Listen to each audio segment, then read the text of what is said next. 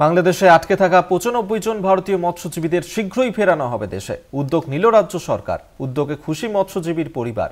মুখ্যমন্ত্রীকে ধন্যবাদ জানিয়েছেন মৎস্যজীবীরা।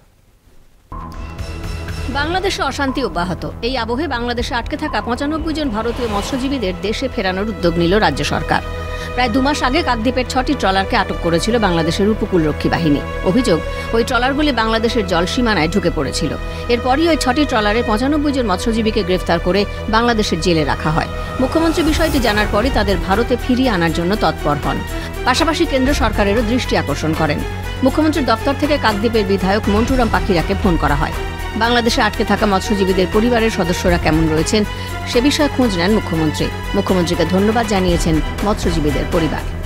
রাজ্যের মুখ্যমন্ত্রীকে আমি ধন্যবাদ জানাই যে আমাদের বাড়ির লোক বাড়ি ফিরছে, ৩ থেকে ৪ দিনের ভিতরে বাড়ি ফিরছে।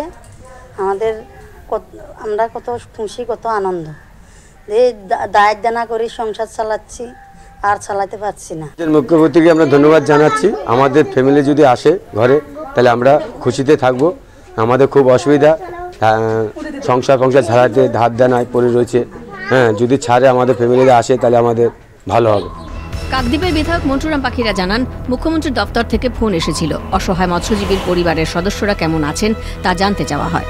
রাজ্যের মাননীয় মুখ্যমন্ত্রীর মাধ্যমে খবর পেয়েছি যে এরা সত্তর খুব তাড়াতাড়ি ২-১-এর মধ্যেই ওরা কাকদ্বীপে মৎস্যজীবীরা সকলে ওরা ফিরে আসবে। পাশাপাশি বাংলাদেশেরও প্রায় পরপর প্রায় ৭৮ থেকে ৭৮ জন প্রথমে আটক হয়েছিল এবং আরো ১২ জন আটক হয়েছে। মোট ৯০ জন ভারতের মধ্যে আটক আছে। সেভাবে তাদেরও ছেড়ে দেওয়ার ব্যবস্থা আমাদের রাজ্যের মাননীয় মুখ্যমন্ত্রী বিশেষ উদ্যোগ নিয়ে সে ব্যবস্থা করেছেন। বেশিরভাগ মৎস্যজীবীদের পরিবারগুলি আর্থিক সংকটে। মুখ্যমন্ত্রীর উদ্যোগে স্বস্তির নিঃশ্বাস ফেলছে পরিবারগুলি।